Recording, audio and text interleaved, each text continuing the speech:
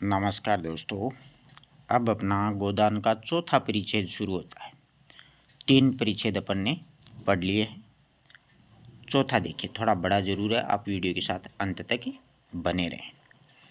होरी को रात भर नींद नहीं आई। होरी को क्या होता है, रात भर नींद नहीं आती है। नीम के पेड़ के तले अपनी बांस की खाट पर पड़ा बार बार तारों की ओर वो देखता था। गाय के लिए एक नांद गाड़नी है, यानी जहाँ पर गाय बांधी जाती है उसको बोलते हैं। बैलों से अलग उसकी नांद रहे तो अच्छा है। अभी तो रात को बाहर ही रहेगी, लेकिन चौमासे में उसके लिए कोई दूसरी जगह ठीक करनी होगी। बाहर लोग नज़र लगा देंगे, ऐसे विचार आ रहे थे उसके होरी के मन में। कभी कभी तो ऐसा टोना टोटका कर देते हैं कि गाय का दूध ही सूख जाता है। थन में हाथ नहीं लगाने देती, लात मारती है। नहीं, बाहर बांधना ठीक नहीं है, और बाहर नांद भी कौन गाड़ने देगा। कारिंदा साहब नज़र के लिए मुंह फुलाएंगे। छोटी छोटी बातों के लिए राय साहब के पास में फरियाद लेके जाना भी उचित नहीं होगा। और कारिंदे के सामने मेरी सुनता कौन है। उनसे कुछ कहूँ तो कारिंदा दुश्मन हो जाए। जल में रह करके मगर से बैर करना लड़कपन है। लड़कपन का मतलब होता है बचपना। भीतर ही बांधूंगा, ऐसी गाय के बारे में विचार आ रही थी। आंगन है तो छोटा सा, लेकिन एक मड़ैया डाल देने से काम चल जाएगा। अभी पहला ही बयान है। 5 सेर से कम क्या दूध देगी। सेर भर तो गोबर को ही चाहिए, यानी 1 सेर दूध वो पीता है। रुपया दूध देख कर कैसी ललचाती रहती है। रूपा उसकी बेटी के लिए बोलता है। अब पिए जितना चाहे, कभी कभी 2-4 शेर मालिकों को दे करके दे आया करूँगा। कारिंदा साहब की पूजा भी करनी होगी, और भोला के रुपए भी देने चाहिए। सगाई के ढकोसले से उसे क्यों डालूं। जो आदमी अपने ऊपर इतना विश्वास करे उससे दगा करना नीचता है। अच्छी बात है, यानी कोई अपने पे विश्वास करे तो उसके साथ धोखा नहीं करना चाहिए। 80 रुपये की गाय मेरे विश्वास पर दे दी नहीं, और यहाँ तो कोई एक पैसे को नहीं पतियाता है। सन में क्या कुछ नहीं मिलेगा। अगर 25 रुपये भी दे दूँ तो भोला को ढांढस हो जाए। धनिया ने नाहक बता दिया। चुपके से गाय लेकर के बांध देता तो चकरा जाती। लगती पूछने किसकी गाय है, कहाँ से लाए हैं। खूब दिख करके बताता, दिख मतलब जिद करके। लेकिन जब पेट में बात पचे भी,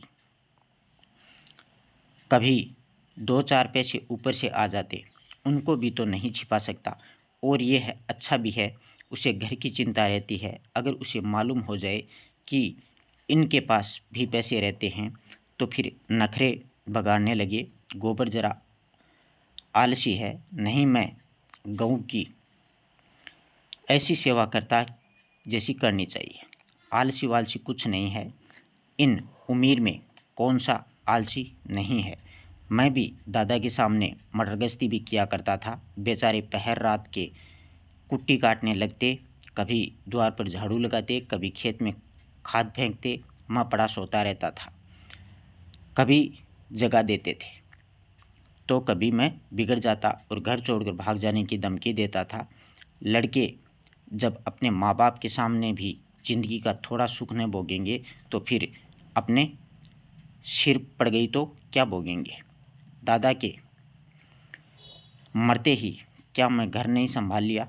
सारा गांव यही कहता था कि होरी घर बर्बाद कर देगा, लेकिन सिर पर बोझ पड़ते ही मैंने ऐसा चोला बदला कि लोग देखते रह गए।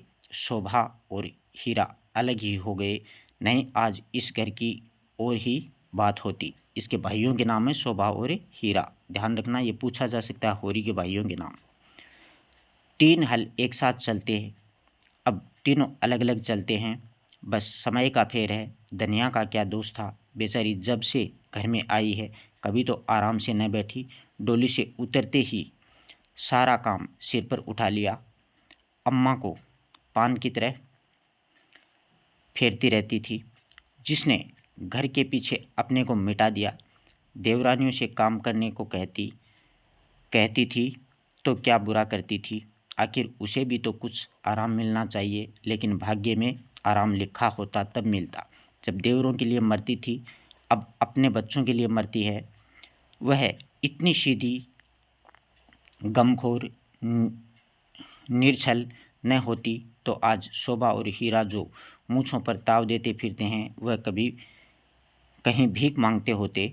आदमी कितना स्वार्थी होता है, जिसके लिए लड़ो वही जान का दुश्मन हो जाता है। होरी ने फिर पूर्व की ओर देखा। शायद भिनसार हो रहा था। गोबर काहे को जगने लगा। नहीं कह के तो यहीं सोया था कि मैं अंधेरे ही चला जाऊंगा, जाकर नान तो गाड़ दूं। लेकिन नहीं, जब तक गाय द्वार पर न आ जाए नांद गाड़ना ठीक नहीं है। कहीं भोला बदल गए या फिर किसी ने कान भर दिए। किसी कारण से गाय न दी तो सारा गांव तालियां पीटने लगेगा, मतलब बेइज्जती होगी। चले थे गाय लाने। पट्टे ने इतनी फुर्ती से नांद भी गाड़ दी मानो इसी की कसर थी। भोला है तो अपने घर का मालिक, लेकिन जब लड़के सयाने हो गए तो बाप की कौन चलती है। कमाता और जंगी अकड़ जाए तो क्या भोला अपने मन से गाय मुझे दे देंगे? कभी नहीं। सहसा गोबर चौंक करके उठ बैठा और आंखें मलता हुआ बोला, अरे वह तो भोर हो गया और तुमने नांद गाड़ दी दादा? ऐसा वो पूछता बोला। होरी गोबर से सुसंगठित शरीर और चौड़ी छाती की ओर गर्व से देख करके और मन में ये सोचने लगा कि कहीं इसे गोरस मिलता तो कैसा पट्टा हो जाता। बोला, नहीं अभी नहीं गाड़ी है, सोचा कहीं न मिले तो नाहक बद्ध हो। गोबर ने त्योरी चढ़ाकर कहा, मिलेगी क्यों नहीं, उसके मन में कोई चोर पेट जाए। चोर पेट है या डाकू, गाय तो उन्हें देनी ही पड़ेगी, ऐसा भोला बोलता, वो गोबर बोलता है। गोबर ने और कुछ कहा, लाठी कंधे पर रखी और चल दिया। होरी ने उसे जाते देखता हुआ अपना कलेजा ठंडा करता रहा। अब लड़के की सगाई में देर न करनी चाहिए। 17वां लग गया है, मतलब 17 साल का हो गया है, मगर करें कैसे, कहीं पैसे की के भी दर्शन हो। जब से तीनों भाइयों में अलगोजा हो गया है, घर की साख जाती रही है। मैं तो लड़का देखने आते हैं, पर घर की दशा देख करके मुंह फीका करके चले जाते हैं। 2-1 राजी भी हुए तो रुपया मांगते हैं। 200-300 लड़की का दाम चुकाए और इतना ही ऊपर से खर्च करे तब जा कर के ब्याह हो। कहाँ से आए इतना रुपए? रास खलियान में तुल नहीं है, खाने भर को भी नहीं बचता है, ब्याह कहाँ से हो। और अब तो सोना ब्याहने योग्य हो गई है। लड़के का ब्याह न हुआ न सही, लड़की का ब्याह न हुआ तो सारी बिरादरी में हंसी होगी। पहले तो उसी की सगाई करनी है, पीछे देखी जाएगी। एक आदमी ने आकर के राम राम किया और पूछा, तुम्हारी कोठी में कुछ बांस होंगे? मैं तो ऐसी आवाज़ दी। होरी ने देखा, दमड़ी बसार सामने खड़ा है, नाटा काला, खूब मोटा चौड़ा, मुँह पर बड़ी बड़ी मूछें हैं, लाल आंखें, कमर में बांस काटने की कटार सौंखे हुए है। साल में 1-2 बार आकर के चीखे, कुर्सियाँ, मोटे टोकरियाँ आदि बनाने के लिए कुछ बांस काट ले जाता है। होरी प्रसन्न हो गया। मुट्ठी गर्म होने की कुछ आशा बंधी। चौधरी को ले जा करके अपनी तीनों कोठियाँ दिखाई, मोल भाव किया और 25 रुपये सैकड़ा में 50 बांसों का बयाना ले गया। फिर दोनों लौटे। होरी ने उसे चिलम पिलाई, जलपान कराया और तब रहस्यमय भाव से बोला, मेरे बांस कभी 30 रुपये से कम नहीं जाते हैं, लेकिन तुम घर के आदमी हो, तुमसे क्या मोल भाव करता। तुम्हारा वह लड़का जिससे सगाई हुई है अभी परदेश से लौटा कि नहीं है? चौधरी ने चिलम का दम लगा करके खांसते हुए कहा, उस लौंडे के पीछे तो मरमिटा महतो जवान बहू घर में बैठी थी और वह बिरादरी की एक दूसरी औरत के साथ प्रदेश में मौज करने चल दिया। बहू भी दूसरे के साथ निकल गई। बड़ी नासिक जात है महतो, किसी की नहीं होती। कितना समझाया कि तू जो चाहे खा, जो तुम चाहे पहन, नाक न कटवा, मुद्दा कौन सुनता है। औरत को भगवान सब कुछ दे, रूप न दे, नहीं वह काबू में नहीं रहती है। कोठियाँ तो बंट गई होंगी। होरी ने आकाश की ओर देखा, मानो उसकी महानता से उड़ता हुआ बोला, सब कुछ बंट गया चौधरी। जिनको लड़कों की तरह पाला पोसा था वह अब बराबर के हिस्सेदार हो गए हैं, लेकिन भाई का हिस्सा खाने की अपनी नियतें नहीं है। इधर तुमसे रुपए मिलेंगे, उधर दोनों भाइयों को बांट दूंगा। 4 दिन की ज़िंदगी में क्यों किसी से छल कपट करूं? नहीं कह दें कि 20 रुपये सैकड़े में बेचे हैं तो उन्हें क्या पता लगेगा। तुम उनसे कहने थोड़े ही जाओगे। तुम्हें तो मैंने बराबर अपना भाई समझा है। व्यवहार में हम भाई के अर्थ का कितना ही दुरुपयोग करें, लेकिन उसकी भावना में जो पवित्रता है वह हमारी कालिमा से कभी मलिन नहीं होती।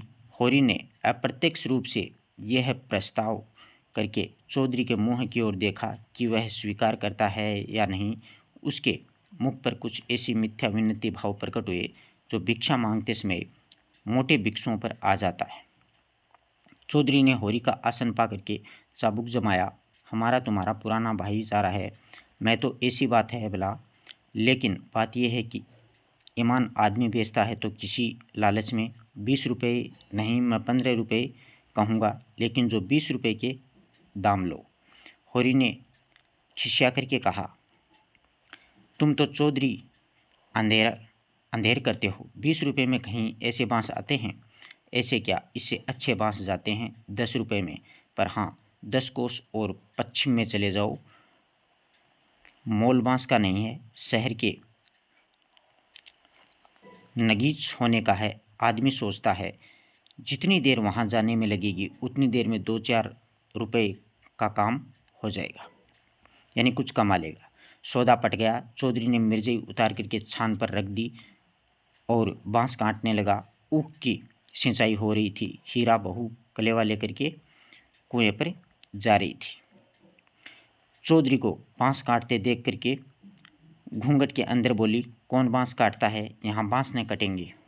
चौधरी ने हाथ रोक करके कहा, बांस मोल लिए हैं, 15 रुपये सैकड़ा का बयान हुआ है, सेंत में नहीं काट रहे कि भाई फ्री में नहीं ले रहा हूँ। हीरा बहू अपने घर की मालकिन थी और उसी के विद्रोह से भाइयों में अलगोजा हुआ था। धनिया को परास्त करके शेर हो गई थी। हीरा कभी कभी उसे पीटता था। अभी हाल ही में इतना मारा कि वह कई दिन तक खाट से न उठ सकी, लेकिन उसकी पदाधिकारी वह किसी तरह न छोड़ती थी। हीरा क्रोध से उसे मारता था, लेकिन वो चलता है इसी के इशारे पर। वो उस घोड़े की भांति जो कभी कभी स्वामी को लात मारकर भी उसके आसन से नीचे चलता है। कलेवे की जो टोकरी सिर से उतार कर बोली, 15 रुपये में हमारे बांस न जाएंगे। चौधरी औरत जात से इस विषय में बातचीत करना नीति विरुद्ध समझते हैं। बोले, जाकर अपने आदमी को भेज दो, जो कुछ कहना हो आकर मुझसे कह दे। हीरा बहू का नाम पुन्नी था। पूछा जा सकता है कि हीरा की बहू का नाम क्या था? पुन्नी। बच्चे 2 ही हुए थे, लेकिन ढल गई थी। बनाव श्रृंगार के समय के आघात का शमन करना चाहती थी, लेकिन गृहस्थी में भोजन ही का ठिकाना न था। श्रृंगार के लिए पैसे कहाँ से आते? इस अभाव और विवशता ने उनकी प्रवृत्ति का जल सुखाकर कठोर और शुष्क बना दिया था, जिस पर एक बार फावड़ा भी उचट जाता था। समीप आकर चौधरी का हाथ पकड़ने की चेष्टा करती हुई बोली, आदमी को क्यों भेज दूं? जो कुछ कहना है मुझसे कहो ने, मैंने कह दिया, मेरे बांस ने कटेंगे। चौधरी हाथ छुड़ाता था और पुन्नी बार बार पकड़ लेती थी। 1 मिनट तक यही हाथापाई होती रही। अंत में चौधरी ने उसे जोर से पीछे ढकेल दिया। पुन्नी धक्का खा करके गिर पड़ी, मगर फिर संभली और पाँव से तल्ली निकाल करके चौधरी के सिर, मुँह, पीठ पर अंधाधुंध जमाने लगी। बसोर होकर के उसे ढकेल दे, उसको यह अपमान मारती जाती और रोती भी जाती। चौधरी उसे धक्का दे करके नारी जात पर बल का प्रयोग करके गच्चा खा चुका था। खड़े खड़े मार खाने के सिवा इस संकट से बचने के लिए उसके पास और कोई दवा न थी। पुन्नी का रोना रो करके पुन्नी का जो रोना सुन करके होरी दौड़ा हुआ आया। पुन्नी ने उसे देख करके और ज़ोर से चिल्लाना शुरू कर दिया। ये एक खासियत होती है, किसी आदमी को देख करके दूसरा बहुत ज़्यादा रोता है। होरी ने समझा चौधरी ने पुन्नी को मारा है। खून ने जोश मारा और अड़गोजे की ऊंची बांध को तोड़ता हुआ सब कुछ अपने अंदर समेटने के लिए बाहर निकल पड़ा। चौधरी को जोर से एक लात जमा करके बोला, अब अपना भला चाहते हो चौधरी तो यहाँ से चले जाओ, नहीं तुम्हारी लाश उठेगी। तुमने अपने को समझा क्या है? तुम्हारी इतनी मजाल कि मेरी बहू पर हाथ उठाओ। चौधरी कस्में खा खा के अपनी सफाई देने लग गया। तल्लियों की चोट में उसकी अपराधी आत्मा मौन थी। यह लात उसे निरपराध मिली और उसके फूले हुए गाल आंसुओं से भीग गए। उसने तो बहू को छुआ भी नहीं। क्या वह इतना गंवार है कि महतो के घर की औरत पर हाथ उठाएगा? होरी ने अविश्वास करके कहा, आंखों में धूल मत झोंको चौधरी, तुमने कुछ कहा नहीं और बहू झूठ मूठ रोती है। रुपए की गर्मी है तो वह निकाल दी जाएगी, अलग है तो क्या हुआ, है तो एक ही खून। कोई तीसरी आंख से देखे तो आंख निकाल लेंगे।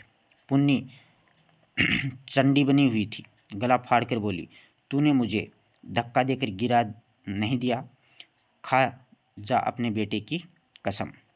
हीरा को भी खबर मिली कि चौधरी और पुन्नी में लड़ाई हो रही है। चौधरी ने पुन्नी को धक्का दिया है, पुन्नी उसे तल्लियों से पीटा है। उसने पूर्व ही छोड़ा और ओंगी लिए घटनास्थल की ओर चल दिया। गांव में अपने क्रोध के लिए प्रसिद्ध था। छोटा ढील कटा हुआ शरीर, आंखें कौड़ी की तरह निकल आई थी और गर्दन की नसें तन गई थी, मगर उसे चौधरी पर क्रोध न था, क्रोध था पुनिया पर। वह क्यों चौधरी से लड़ी, क्यों उसकी इज्जत मिट्टी में मिला दी? बंसोरे से लड़ने झगड़ने का उसे क्या प्रयोजन था? उसने जाकर के हीरा से सारा समाचार कह देना चाहिए था। हीरा जैसा उचित समझता वह करता। वह उसने लड़ने क्यों गई? उसका बस होता तो वह पुनिया को पदेर में रखता। पुनिया किसी बड़े के मुंह खोल करके बातें करे, यह उसे असह्य था। वह खुद इतना उदंड था, पुनिया को उतना ही शांत रखना चाहता था। जब भैया ने 15 रुपये में सौदा कर दिया तो वह बीच में कूदने वाली कौन होती है? आते ही उसने पुन्नी का हाथ पकड़ लिया और घसीटता हुआ अलग ले जाकर लगा लातें जमाने, यानी उसको ही पीटने लग गया। हरामजादी, तू हमारी नाक काटने पर लगी हुई है।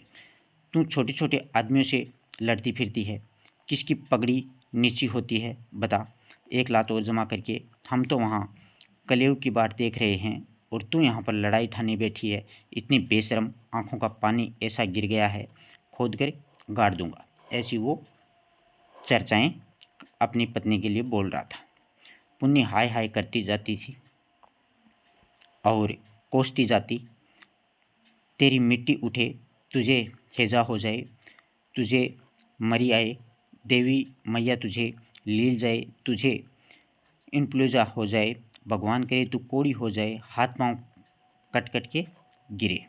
ऐसी मतलब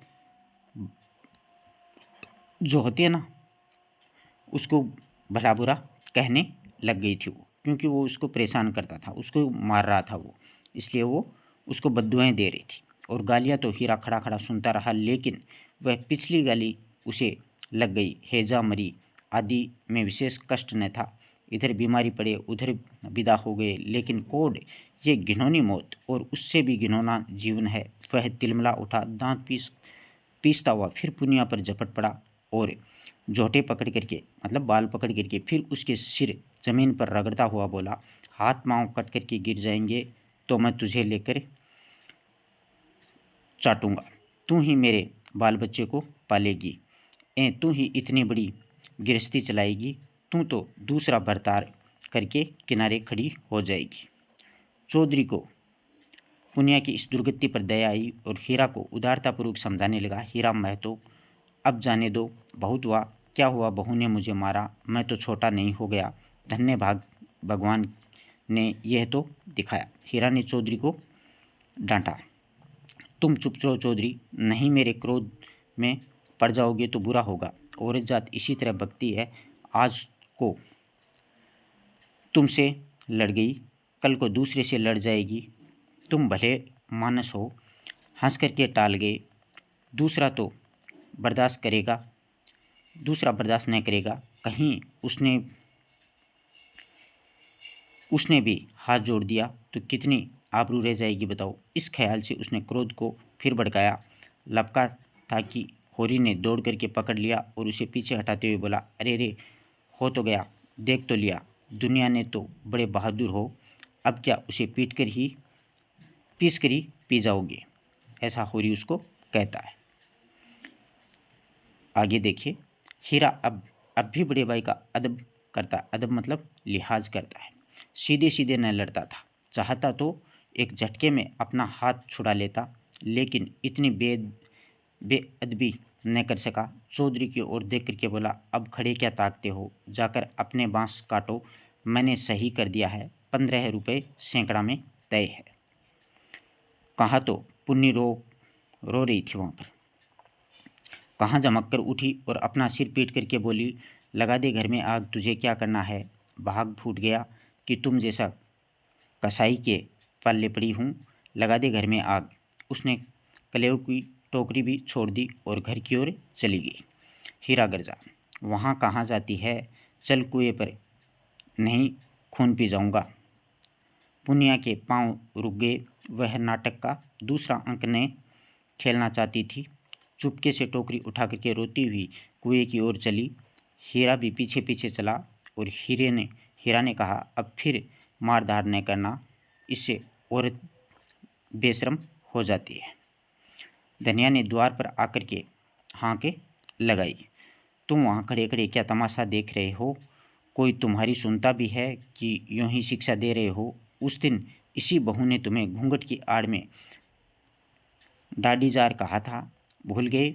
बहुरिया होकर पराये मर्दों से लड़ेगी तो डांटी न जाएगी।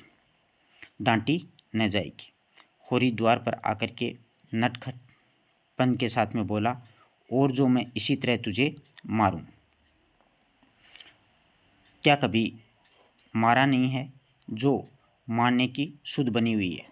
इतनी बेदर्दी से मारता है, यानी बहुत ही बेदर्दी से मारता तो तुम घर छोड़कर भाग जाती। पुनिया बड़ी गमखोर है। ओहो, ऐसे तो बड़े दर्द वाले हो, अभी तक मार का दाग बना हुआ है। हीरा मारता है तो दुलारता भी है, तुमने खाली मारना सीखा है, दुलार करना सीखा ही नहीं। मैं भी ऐसी हूँ कि तुम्हारे साथ निभाया हुआ है। अच्छा रहने दे, बहुत अपना बखान न कर, तू ही रूठ रूठ करके नौहर भागती है।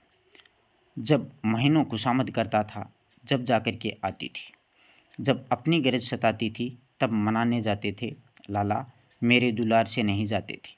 इसी से तो मैं सबसे तेरा बखान करता हूँ।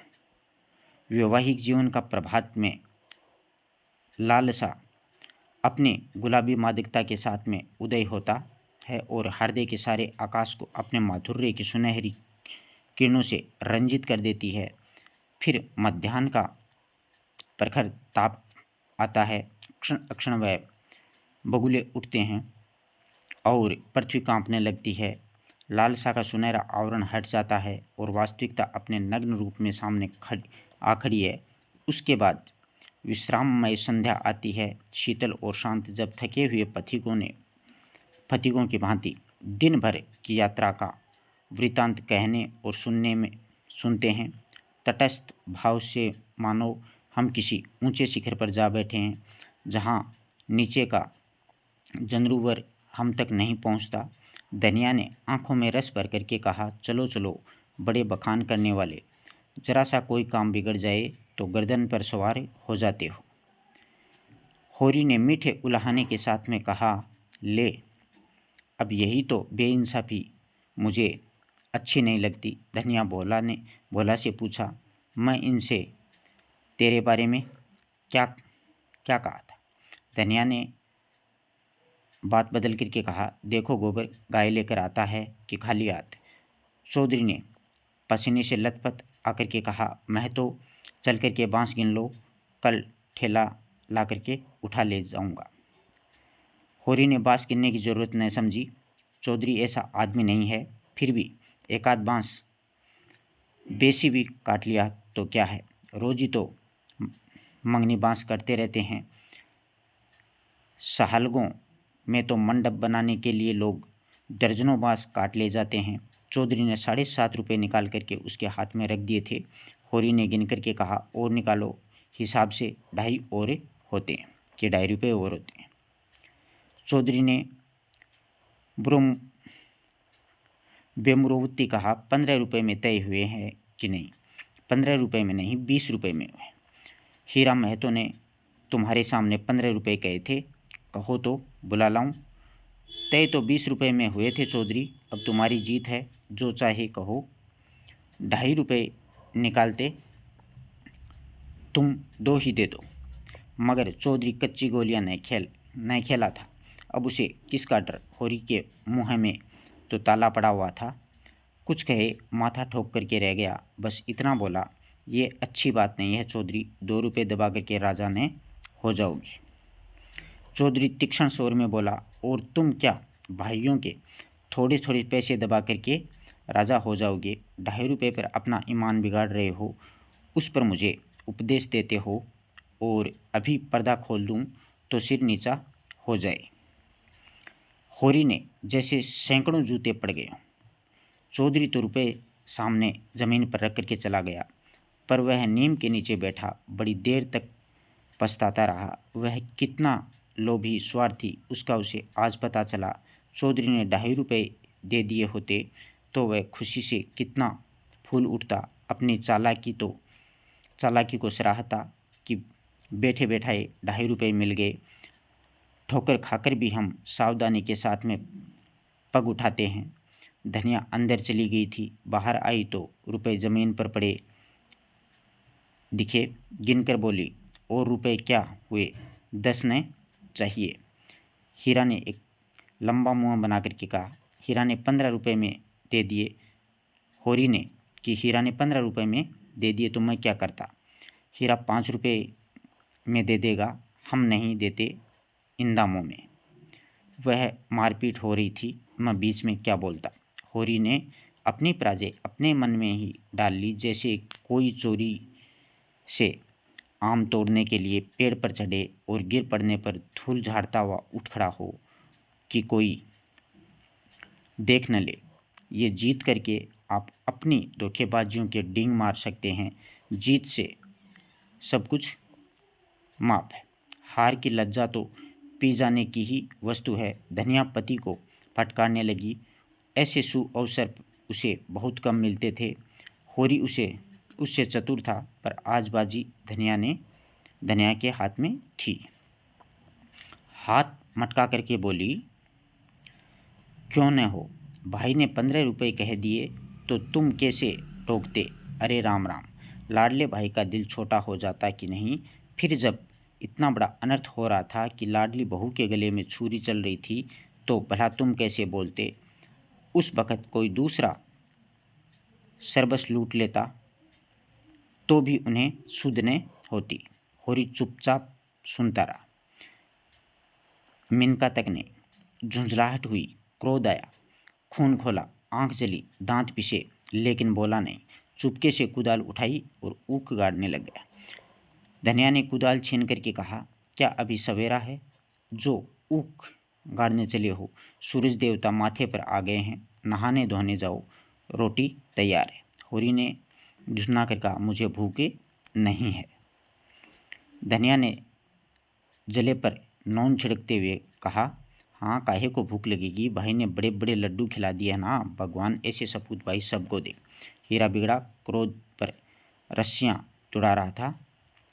तू आज मार खाने पर लगी हुई है। धनिया ने नकली विनय का नाटक करते हुए कहा, क्या करूं, तुम दुलार ही इतना करते हो कि मेरा सिर फिर गया। तू घर में रहने देगी कि नहीं? घर तुम्हारा, मालिक तुम, मैं भला कौन होती हूँ तुम्हें घर से निकालने वाली। होरी आज धनिया से किसी तरह पेश नहीं पा सका। उसकी अकल जैसे कुंद हो गई हो। इन व्यंग्य बाणों के रोकने के लिए उसके पास कोई ढाल नहीं है। धीरे से कुदाल रख दी थी और गमछा लेकर के नहाने चला गया। लौटा कोई आधा घंटे में, मगर गोबर अभी तक न आया था। अकेले कैसे भोजन करे? लोना वहाँ जा कर के सो रहा है। भोला कि वह मर्जादी छोकरी है न जुनिया, उसके साथ हंसी दिल लगी कर रहा होगा। कल भी तो उसके पीछे लगा हुआ था। कहीं गाय दी तो लौट क्यों नहीं आया? क्या वहाँ ढही देगा? धनिया ने कहा, अब खड़े क्या हो, गोबर सांझ को आएगा। होरी ने और कुछ न कहा। कहीं धनिया फिर न कुछ कह बैठे। भोजन करके नीम की छाह में लेट रहा। रूपा रोती हुई आई, नंगे बदन एक लंगोटी लगाए, जबरे बाल इधर उधर बिखरे हुए होरी की छाती पर लौट गई। उसकी बड़ी बहन सोना कहती है, गाय आएगी तो उसका गोबर मैं पाथूंगी। रूपा ये है नहीं बर्दाश्त कर सकती। सोना ऐसी कहाँ की बड़ी रानी है कि सारा गोबर आप पात डाले। रूपा उसके किस बात में कम है? सोना रोटी पकाती है तो क्या रूपा बर्तन नहीं मांजती है? सोना पानी लाती है तो क्या रूपा कुएं पर रस्सी नहीं ले जाती है? सोना तो कलसा भर करके इठलाती हुई चली आती है। रस्सी समेट करके रूपा ही लाती है। गोबर दोनों साथ पाती हैं। सोना खेत गाड़ने जाती है तो रूपा बकरी चराने नहीं जाती। फिर सोना क्यों अकेली गोबर पाथेगी? ये अन्याय रूपा कैसा सहन करेगी? होरी ने उसके भोलेपन पर मुग्ध होकर के कहा, नहीं, गाय का गोबर तू पाथना। सोना गाय के पास जाए तो भगा देना। रूपा ने फिर गले में हाथ डाल करके कहा, दूध भी तो मैं ही दूहूँगी। हाँ हाँ, तू ही दुएगी, और कौन दुहेगा? वह मेरी गाय होगी। हाँ, 16 आना तेरी ही गाय होगी। रूपा प्रसन्न होकर के अपने विजय का शुभ समाचार पराजित सोना को सुनाने के लिए चलेगी। गाय मेरी होगी, उसका दूध मैं दूहूँगी, उसका गोबर मैं ही पाथूँगी, तुझे न कुछ मिलेगा। सोना उम्र में किशोरी, देह के गठन में युवती और बुद्धि से बालिका थी। जैसे उसका यौवन उसके आगे खींचता था। बालपन पीछे, कुछ बातों में इतनी चतुर कि ग्रेजुएट युवतियों को पढ़ाए, कुछ बातों में इतनी उल्लड़ कि शिशुओं से भी पीछे रह जाए। लंबा रूखा किंतु प्रसन्न मुख, थोड़ी नीचे की को खींची हुई आंखों में एक प्रकार की तृप्ति, न केसों में तेल, न आंखों में काजल, न देह पर कोई आभूषण, जैसे गृहस्थी के भार के यौवन को दबा करके बोना कर दिया हो। सिर को एक झटका देकर के बोली, जा तू गोबर पाथ। जब तू दूध दूह होकर रखेगी तो मैं पी जाऊंगी। मैं दूध की हांडी ताले में बंद करके रखूंगी। मैं ताला तोड़कर दूध पी जाऊंगी। ये कहती हुई बाग की तरफ चल दी। आम गदरा गए थे। हवा के झोंके से एकाध जमीन पर गिर पड़ते। लू के मारे चुपके से चुच के पीले, लेकिन बालवृंद उन्हें टपके समझ करके बाग को घेरे रहते। रूपा भी बहन के पीछे होली। जो काम सोना करे वह रूपा जरूर करेगी। सोना के विवाह की बातचीत हो रही थी। रूपा के विवाह की कोई चर्चा नहीं करता था, लेकिन वह स्वयं अपने विवाह के लिए आग्रह करती थी। उसका दूल्हा कैसे होगा, क्या क्या लाएगा और कैसे रखेगा, उसे क्या खिलाएगा, क्या पहनाएगा, उसका वह बड़ा विशद वर्णन करती, जिसे सुनकर के कदाचित कोई बालक उससे विवाह करने पर राजी न होता। सांझ हो रही थी। होरी ऐसा अलसाया हुआ कि ऊख गाड़ने न जा सका। बैलों को नांद में लगाया, साना खाली कर दी और एक चिलम भर करके पीने लगा। इस फसल में सब कुछ खलियान में तोल देने पर भी अभी उस पर कोई 300 का कर्ज था, जिस पर कोई 100 रुपये सूद के बढ़ते जाते। मंगरू साह से आज 5 साल हुए हैं। बैल के लिए 60 रुपये मिले थे, उसमें 60 दे चुके थे, पर वह 60 रुपये ज्यों के त्यों बने हुए थे। दाता दीन पंडित से 30 रुपये लेकर के आलू बोए। आलू तो चोर खाद ले गए थे, चोर हैं वो खोद के ले गए, और उस 30 वर्षों में 100 हो गए। दुलारी विधवा सौवयन थी, जो गांव के नॉन तेल या फिर तम्बाकू की दुकान रखे हुए थी। बंटवारे केस में उससे 40 रुपये लेकर के भाइयों को देना पड़ा, उससे भी लगभग 100 रुपये हो गए हैं, क्योंकि आने रुपये का ब्याज था। लगने के अभी भी 25 रुपये बाकी पड़े थे लगान के, और दशहरे के दिन शगुन के रुपयों का भी कोई प्रबंध करना था। बांसों के रुपए बड़े अच्छे समय पर मिल गए थे, शगुन की समस्या हल हो जाएगी। लेकिन कौन जाने, यहाँ तो एक देहला भी हाथ में आ जाए तो गांव में शोर मच जाता है और लेनदार चारों तरफ से नाचने लगते हैं। ये 5 रुपये तो वह शगुन में देगा, चाहे कुछ हो जाए, मगर अभी जिंदगी के 2 बड़े बड़े काम सिर पर सवार थे।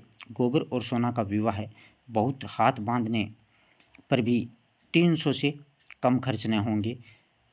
300 किसके घर से आएंगे? कितना चाहता है कि किसी के एक पैसा कर्ज न लें, जिसका आता है उसकी पाई पाई चुका दें, लेकिन हर तरह का कष्ट उठाने पर भी गला नहीं छूटता है।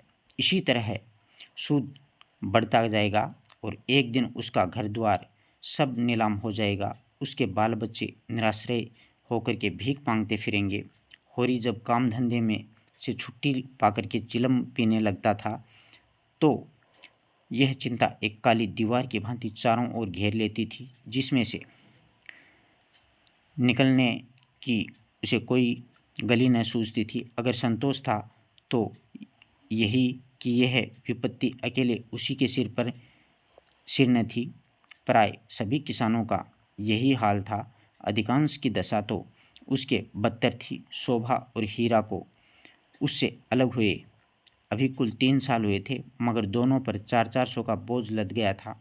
झिंगूर 2 हल की खेती करता था, उस पर 1000 से कुछ बेसी ही देना है। जियावन महतो के घर भिखारी भीख भी नहीं पाता, लेकिन कर्जे का कोई ठिकाना नहीं। यहाँ कौन बचा है?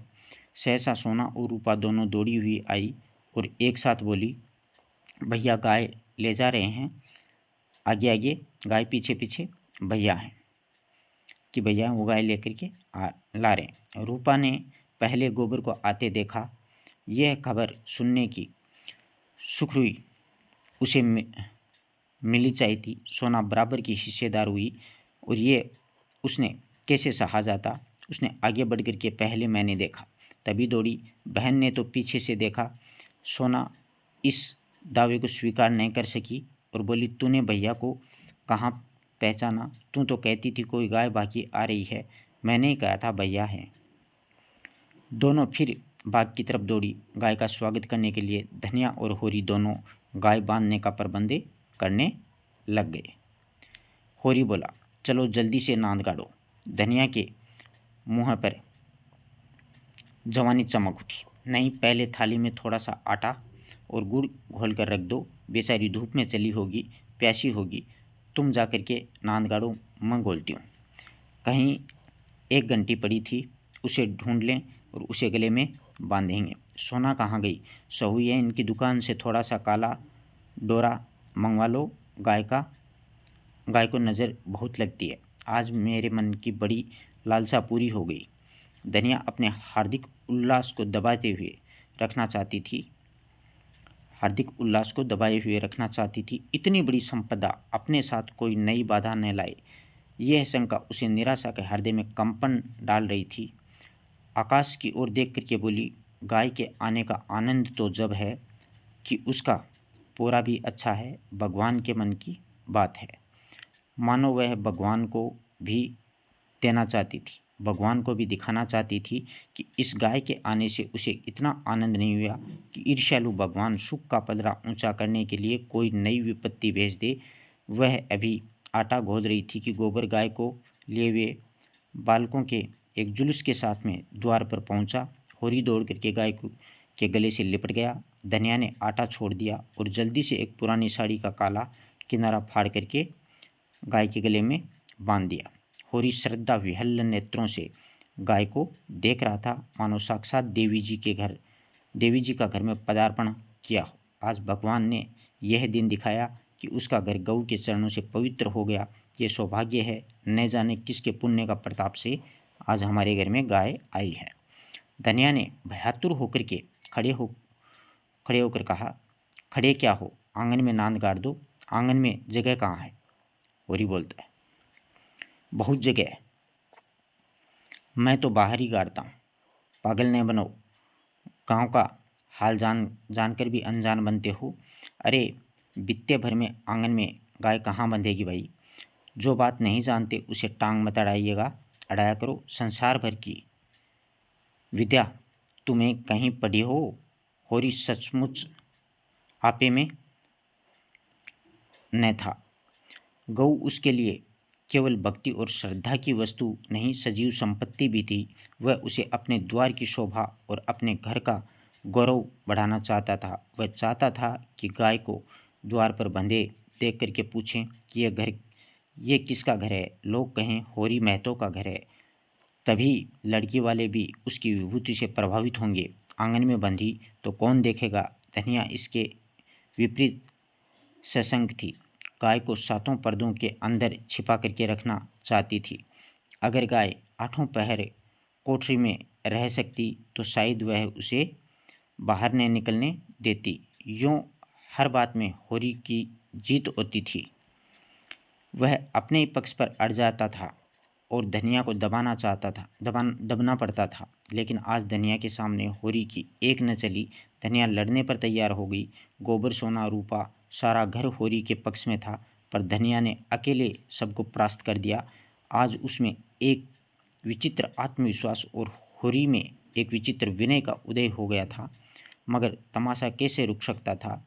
गाय डोली में बैठकर तो आई न थी। कैसे संभव था कि गांव में इतनी बड़ी बात हो जाए और तमाशा न लगे? जिसने भी सुना सब काम छोड़ करके देखने दौड़े। यह मामूली देसी गऊ नहीं है। भोला के घर से 80 रुपये में आई है। होरी 80 रुपये क्या देंगे? 50-60 रुपये में ही लाए होंगे। गांव में इतिहास में 50-60 रुपये की गाय का आना भी अभूतपूर्व बात थी। बैल तो 50 रुपये में भी आए, 100 के भी आए, लेकिन गाय के लिए इतनी बड़ी रकम किसान क्या खा के खर्च करेगा? यह तो ग्वालों ही का कलेजा है कि अंजुलियां रुपए गिन जाते हैं।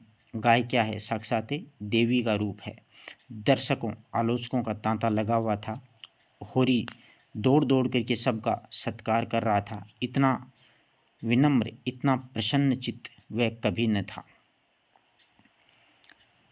70 साल के बूढ़े पंडित दाता दीन लठियां ठोकते हुए आए और पपोले मुँह से बोले, कहाँ हो होरी? तनिक हम भी तुम्हारी गाय देख लें, सुना है बड़ी सुंदर है। होरी ने दौड़ करके पागलपन किया और मन की अभिमानमय उल्लास का आनंद उठाता हुआ बड़े सम्मान से पंडित जी को आंगन में ले आया। महाराज ने गऊ को अपनी पुरानी अनुभवी आंखों से देखा। सींग देखे, थन देखे, पट्ठा देखा और धनी सफ़ेद बाहों के नीचे छिपी हुई आंखों में जवानी की उमंग भर करके बोले, कोई दोष नहीं है बेटा, बाल भोरी सब ठीक है। भगवान चाहेंगे तो तुम्हारे भाग खुल जाएंगे। ऐसे अच्छे लक्षण हैं कि वह सब रातिब न कम होने पाए। एक एक बाछा 100 का होगा। होरी ने आनंद के सागर में डुबकियां खाते हुए कहा, सब आपका आशीर्वाद है दादा। दाता दीन ने सुरती की पीक थूकते हुए कहा कि मेरा आशीर्वाद नहीं बेटा, भगवान की दया है। ये सब प्रभु की दया है। रुपए नगद दिए हैं। होरी ने बेपर की उड़ाई। अपने महाजन के सामने भी अपनी समृद्ध प्रदर्शनी का ऐसा अवसर पाकर के वह कैसे छोड़े कि टके की नई टोपी सिर पर रख करके जब हम अकड़ने लगते हैं, जरा देर के लिए किसी सवारी पर बैठ करके जब हम आकाश में उड़ने लगते हैं, तो इतनी बड़ी विभूति पाकर के क्यों न उनका दिमाग आसमान पर चढ़े। बोला, भोला ऐसा भलमानस नहीं है। महाराज नगद गिनाए हैं पूरे चौकस। अपने महाराज के सामने वह डींग मार करके होरी ने नादानी तो की थी, पर दाता दीन के मुख पर असंतोष का कोई चिन्ह नहीं दिखाई दिया।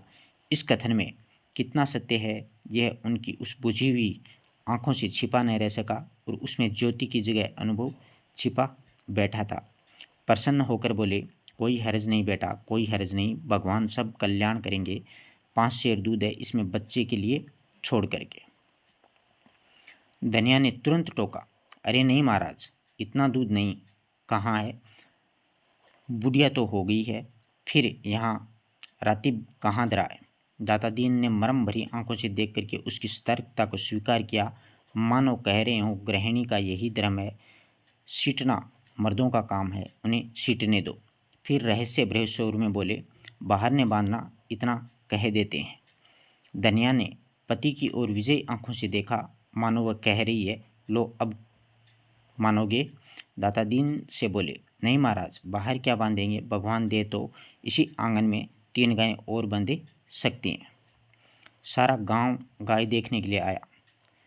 नहीं आए तो शोभा और हीरा, ये 2 भाई हैं, वो अपने सगे भाई। होरी के हृदय में भाइयों के लिए अब भी कोमल स्थान है। वह दोनों आकर के देख लेते, प्रसन्न हो जाते, तो उनकी मनोकामना पूरी हो जाती। सांझ हो गई, दोनों पुर लेकर के लौट आए। इसी द्वार से निकले, पर पूछा कुछ नहीं। होरी ने डरते डरते धनिया से कहा, न शोभा आया न हीरा, सुना नहीं होगा। धनिया, तो कौन उन्हें बुलाने जाता है? तू बात तो समझती नहीं, लड़ने को तैयार रहती है। भगवान ने जब यह दिन दिखाया है तो हमें सिर झुका करके चलना चाहिए। आदमी को अपने संगों के मुँह से अपनी बुराई या भलाई सुनने को जितनी लालसा होती है, बाहर वालों के मुँह से नहीं। फिर अपने भाई लाख बुरे हों, हैं तो हैं अपने भाई, अपने हिस्से बिखरे के लिए सभी लड़ते हैं, पर इससे खून थोड़े ही बढ़ जाता है। दोनों को बुला करके दोनों को बुला करके अपने को दिखा देना चाहिए। नहीं कहेंगे गाय लाए, हमसे कहा तक नहीं। धनिया ने नाक सिकोड़ करके कहा, मैंने तुमसे 100 बार कह दिया है, मेरे मुंह पर भाइयों का बखान नहीं किया करो। उसका नाम सुन करके मेरी देह में आग लग जाती है। सारे गांव ने सुना है, क्या इन्होंने नहीं सुना होगा? कुछ इतनी दूर भी नहीं थे, इतनी दूर तो नहीं रहते, सारा गांव देखने आया है। उन्हें के पाँव में मेहंदी लगी हुई थी, मगर कैसे आए? जलन हो रही है कि उसके घर गाय आ गई है, छाती फटी जाती होगी। दिया बत्ती का समय आ गया है। धनिया ने जाकर के देखा तो बोतल में मिट्टी का तेल न था। बोतल उठा करके तेल लाने चली गई। पैसे होते तो रूपा को भेजती, उधार लाना था। कुछ मुँह है देखी कहेगी, कुछ लल्लो चप्पो करेगी, तभी तो तेल उधार मिलेगा। होरी ने रूपा को बुला करके प्यार से गोद में बैठा लिया और कहा, जरा जा कर के देख हीरा काका आए हैं कि नहीं आए। शोभा काका को भी देखती आना, कहना दादा ने तुम्हें बुलाया है, न आए तो हाथ पकड़ के खींच लाना। रूपा ठुनक करके बोली, छोटी काकी मुझे डांटती है। काकी के पास क्या करने जाएगी? फिर शोभा बहू तो तुझे प्यार करती है।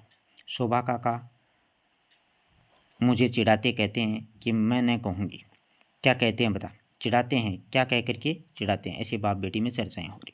कहते हैं कि तेरे लिए मूस पकड़ रखा है, ले जा भून कर खा ले। मूस मतलब चूसा, चूहा होता है ना, उसको बोलते। होरी ने अंतःस्थल में गुदगुदी हुई, तू कहती नहीं, पहले तुम खा लो, मैं खाऊंगी। अम्मा मना करती है, कहती है उन लोगों के घर न जाया करो।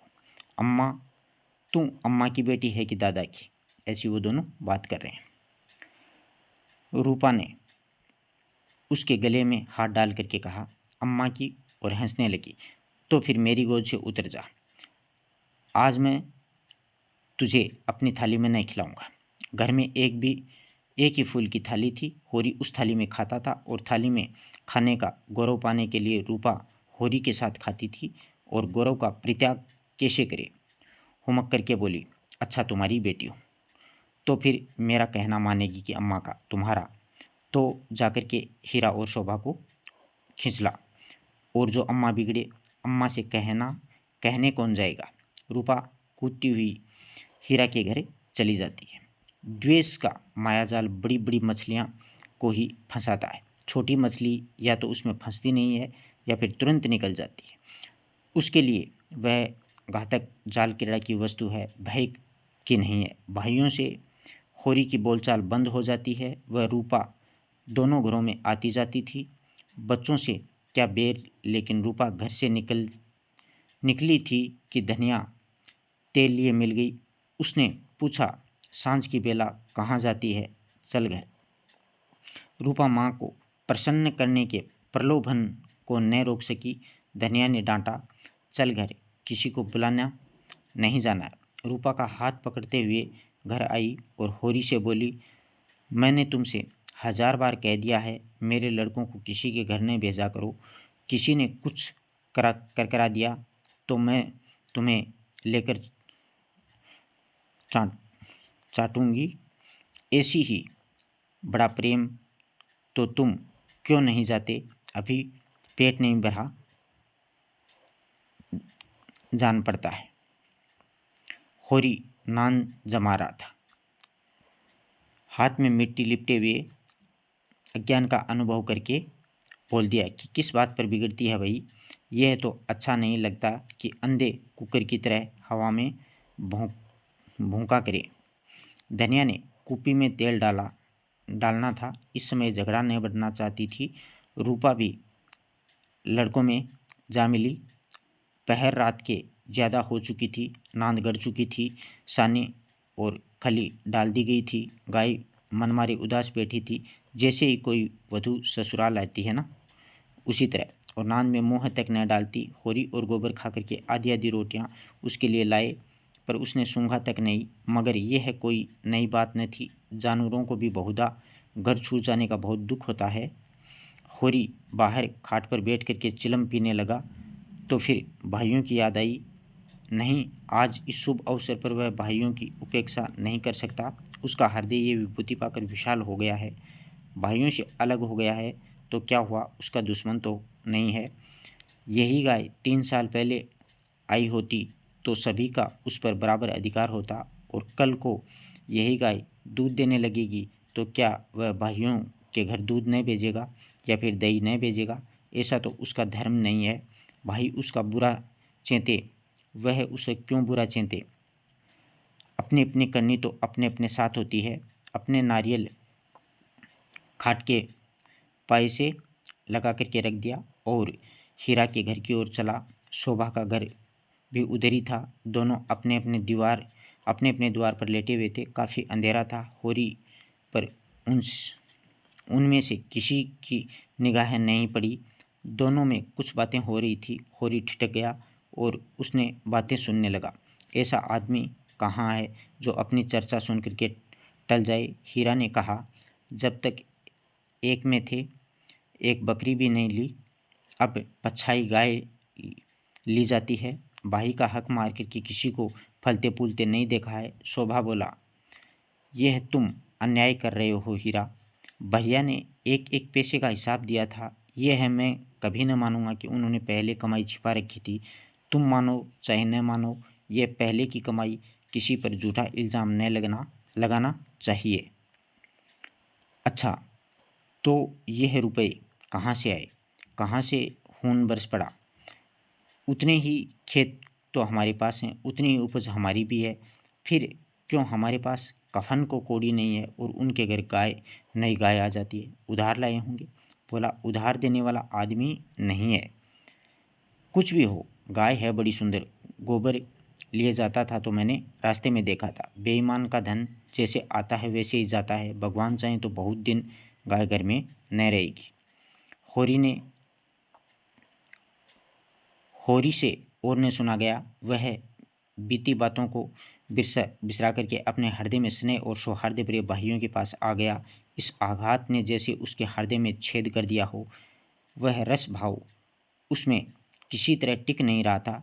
तल्ले और चिथड़े ठूंस करके अब उस प्रवाह को नहीं रोक सकता। जी में एक उबाल आया कि उस क्षण आक्षेप का जवाब दे, लेकिन बात बढ़ जाने के भय से चुप रह गया। अगर उसकी नीयत साफ है तो कोई कुछ नहीं कर सकता। भगवान के सामने वह निर्दोष है, दूसरों की उसे परवाह नहीं है। उल्टे पांव लौट आया और वह जला हुआ तंबाकू पीने लगा, लेकिन जैसे ही वह विष प्रतिक्षण उसकी धमनियों में फैलता जाता था, उसने सो जाने का प्रयास किया, पर नींद न आई। बैलों के पास जाकर के उन्हें सहलाने लगा। विष शांत न हुआ। दूसरी चिलम भरी, लेकिन उसमें भी कुछ रस न था। विष ने जैसे चेतना को आक्रांत कर दिया हो, जैसे नशे में चेतना एकांगी हो जाती है, जैसे फैला हुआ पानी एक दिशा में बह करके वेगवान हो जाता है, वही मनोवृत्ति उसकी हो रही थी। उसी उन्माद की दशा में वह अंदर गया और अभी द्वार खुला हुआ ही था। आंगन में एक किनारे चटाई पर लेटी हुई धनिया सोना से देह दबा रही थी। रूपा, जो रोज सांझ होते ही सो जाती थी, आज खड़ी गाय का मुँह सहला रही थी। हीरा ने जाकर के गाय को खूंटे से खोल दिया और द्वार की ओर ले चला। वह इसी वक्त गाय को भोला के घर पहुंचाने का दृढ़ निश्चय कर चुका था। इतना बड़ा कलंक सिर पर लेकर के अब वह गाय को घर में नहीं रख सकता, किसी तरह नहीं रख सकता। धनिया ने पूछा, कहाँ लिए जाते हो रात को? हीरा ने एक पग बढ़ा करके कहा, ले जाता हूँ भोला के घर, लौटा दूंगा। धनिया ने विषम में हुआ उठकर सामने आई और बोली, लौटा क्यों दोगे? लौटाने के लिए लाए थे। हाँ, इसके लौटा देने में ही अब कुशलता है। क्यों, क्या बात होगी? इतने अरमान से लाए थे, अब लौटाने जा रहे हो? क्या भोला रुपए मांगते हैं? नहीं, भोला यहाँ कब आया? फिर क्या बात हुई? फिर क्या करोगी पूछ करके? वो बोलता है। धनिया ने लपक करके पगैयाँ हैं वो उसके हाथ से छीन ली और उसकी चपल बुद्धि ने जैसे उड़ती हुई चिड़िया पकड़ ली हो। बोली, तुम्हें भाइयों का डर हो तो जा करके उसके पैरों पर गिर जाओ। मैं किसी से नहीं डरती। अगर हमारी बढ़ती देख करके किसी की छाती फटती है तो फट जाए, मुझे कोई परवाह नहीं है। हीरा ने विनीत स्वर में बोला, धीरे धीरे बोल महारानी, कोई सुने तो कहे कि ये सब इतनी रात गए लड़ रहे हैं। मैं अपने कानों से क्या सुनाया हूँ तू क्या जाने। यह चर्चा हो रही है कि मैंने अलग होते समय रुपए दबा लिए थे और भाइयों को धोखा दिया था, यही रुपये अब निकल रहे हैं। हीरा कहता होगा, सारा गांव कह रहा है, हीरा को क्यों बदनाम करूं? सारा गांव नहीं कह रहा है, अकेला हीरा कह रहा है। मैं अभी जाकर पूछती हूँ ने कि तुम्हारे बाप कितने रुपए छोड़ करके मरे थे। दाढ़ीदारों के पीछे हम बर्बाद हो गए, सारी जिंदगी मिट्टी में मिला दी, पाल पोस करके सांड कर दिया। अब हम बेईमान हैं। मैं कह देती हूँ, अगर गाय घर के बाहर निकली तो अनर्थ हो जाएगा। रख लिए हमने रुपए, दबा लिए, बीज खेत दबा लिए।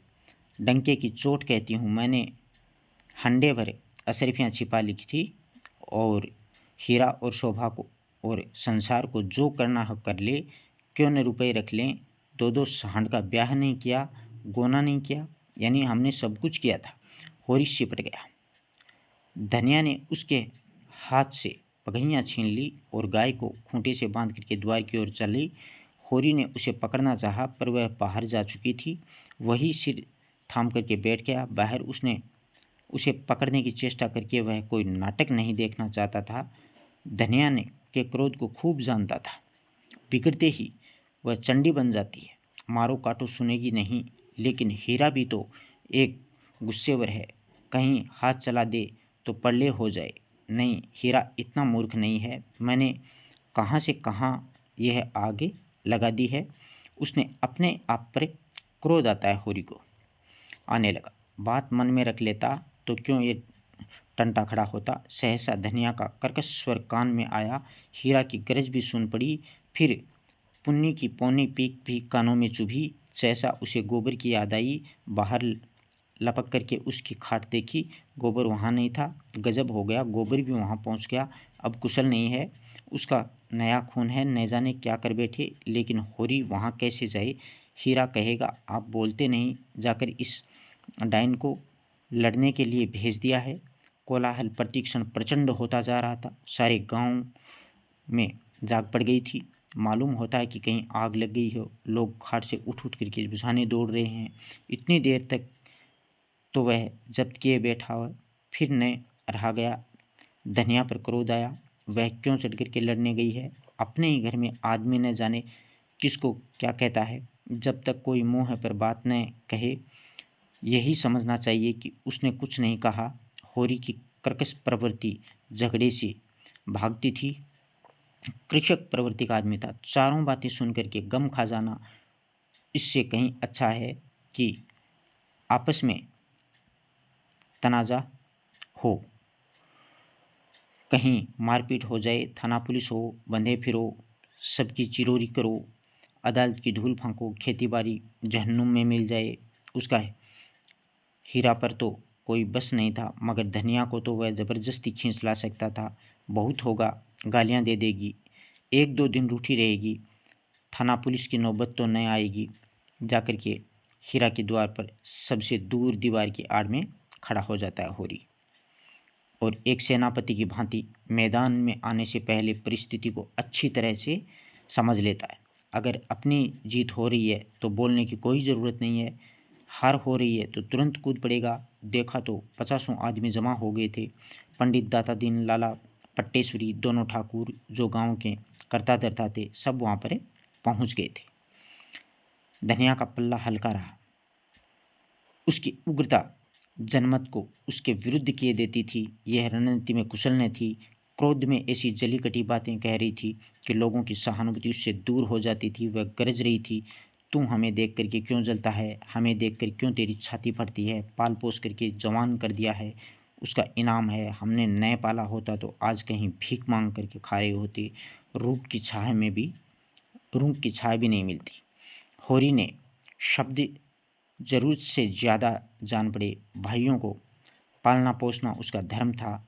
उसके हिस्से की जायदाद तो उसके हाथ में थी। कैसे न पालता पोसता, दुनिया में कहीं मुँह दिखाने लायक नहीं रहता। हीरा ने जवाब दिया कि हम किसी का कुछ नहीं जानते हैं। तेरे घर में कुत्तों की तरह टुकड़ा खाते थे और दिन भर काम करते थे। जाना ही नहीं है लड़कपन और जवानी कैसे होती है। दिन भर रूखा सूखा गोबर बिना करते थे, उस पर भी तुम बिना 10 गाली दिए रोटी नहीं देती थी। तेरी जैसी राक्षिन के हाथ में पड़कर की जिंदगी तलख हो गई है। धनिया और भी अब तेज हो गई थी। जवान संभाल नहीं तो जीभ खींच लूँगी। राक्षसिन तेरी औरत होगी तू है, और किस फेर में मुंडी काटे टुकड़े खोर नमक हराम। दाता दीन ने टोका, इतना कटु वचन क्यों कहती हो धनिया। नारी का धर्म है कि गम खाए। वह है तो उसे उजड़ा है, क्यों उसके मुँह लगती हैं। वह तो मतलब एक उज्जड़ आदमी है। लाला पट्टेश्वरी पटवारी ने उसका समर्थन किया। बात का जवाब बात है, गाली नहीं है। तूने लड़कपन में उससे पाला पोसा, लेकिन अब क्यों भला भूल जाती है। उसकी जायदाद तेरे हाथ में ही थी। ऐसे वो मतलब आपस में बात कर रहे थे। ये तो काफ़ी बड़ा है 61, फिर ये 62वां पन्ना। हाँ, अब ज़्यादा नहीं है। अब आगे देखिएगा। धनिया ने समझाया कि सब के सब मिलकर के मुझे नीचा दिखाना चाहते हैं। चौमुख लड़ाई लड़ने के लिए तैयार होगी। अच्छा रहने दो लाला, मैं सबको पहचानती हूँ। इस गांव में रहते 20 साल हो गए। एक एक की नस नस पहचानती हूँ। मैं गाली दे रही हूँ, वह फूल बरसा रहा है। क्यों ऐसे, मतलब उसको गुस्सा आ गया। दोनों लड़ने लगे। दुलारी सुहाइन ने आग में घी डाल दिया। बाकी बड़ी बड़ी गाल दराज औरत है भाई, मर्द के मुँह लगती है। होरी ही जैसा मर्द है, इसका निबाह होता है। दूसरा मर्द होता तो एक दिन ने पिटती। अगर हीरा इस समय ज़रा नरम हो जाता तो उसकी जीत हो जाती, लेकिन उसे गालियां सुन करके आपे से बाहर हो गया। औरों को अपने पक्ष में देख करके वह कुछ शेर हो गया। गला फाड़ करके बोला, चली जा मेरे द्वार से, नहीं जूतों से बात करूँगा, झोंटा पकड़ करके उखाड़ लूँगा। गाली देती है डाइन, बेटे का घमंड हो गया है तुझ पर। इस प्रकार से मतलब वो लड़ाई कर रहे हैं। पासा पलट गया। होरी का खून खोल उठा, बारूद में जैसी चिंगारी पड़ गई हो। आगे आकर के बोला, अच्छा बस अब चुप ही हो जाओ हीरा, अब नहीं सुना जाता है। मैं इस औरत को क्या कहूँ। जब मेरी पीठ में धूल लगती है तो इसी के कारण न जाने क्यों इससे चुप नहीं रहा जाता है। चारों ओर से हीरा पर बौछारें शुरू हो गई थी। दाता दीन और निर्लज कहा, पट्टेश्वरी ने गुंडा बनाया, और झिंगुर सिंह ने शैतान की उपाधि दी। दुलारी सुहाइन ने कपूत कहा। एक उदंड शब्द से धनिया का पल्ला हल्का कर दिया और दूसरे उग्र शब्द ने हीरा को गच्चे में डाल दिया। उस पर होरी के संयत वाक्य ने रही सही कसर को भी पूरी कर दी। हीरा संभल गया, सारा गांव उसके विरुद्ध हो गया। अब चुप रहने में भी उसकी कुशल है, क्रोध के नशे में भी इतना होश उसे बाकी था। धनिया का कलेजा दूना हो गया। होरी से बोला, सुन लो कान खोल के, भाइयों के लिए मरते रहते हो। ये भाई हैं, ऐसे भाइयों का मुंह न देखे यह मुझे जूतों से मारेगा। खिला पिला करके होरी ने डांटा, फिर क्यों बकबक करने लगी तू, घर क्यों नहीं जाती। आगे धनिया जमीन पर बैठ जाती और आर्त स्वर में बोली, अब तो उसके जूते खा के ही जाऊंगी। जरा उसकी मर्दू में देखूं कि यानी कितना मर्द है। कहाँ है गोबर, अब किस दिन काम आएगा। तू देख रहा है बेटा, तेरी माँ को जूते मारे जा रहे हैं। इस प्रकार की वो बातें कर रहा। यूं विलाप करके अपने ही क्रोध के साथ में होरी के क्रोध को भी क्रियाशील बना डाला। आग में फूंक फूंक करके उसे ज्वाला पैदा कर दी। हीरा पराजित सा पीछे हट गया। पुन्नी उसका हाथ पकड़ के घर की ओर खींच रही थी। सहसा धनिया ने सिंहनी की भांति झपट करके हीरा को इतने जोर से धक्का दिया कि वह धम्म से गिर पड़ा और बोली, जहाँ जाता है जूते मार मार के जूते देखूं तेरी मर्जाद कैसी है। होरी ने दौड़ करके उसका हाथ पकड़ा और घसीटता हुआ घर चला गया। इस प्रकार से अपन ने चौथा परिच्छेद पूरा पढ़ लिया है। कल अपन क्या करेंगे, पांचवां परिच्छेद है वो नेक्स्ट वीडियो में पढ़ेंगे। धन्यवाद दोस्तों। और वीडियोज़ देखने तो प्लेलिस्ट में और अपने टेलीग्राम चैनल हिंदी साहित्य मंच ज्वाइन करें। धन्यवाद।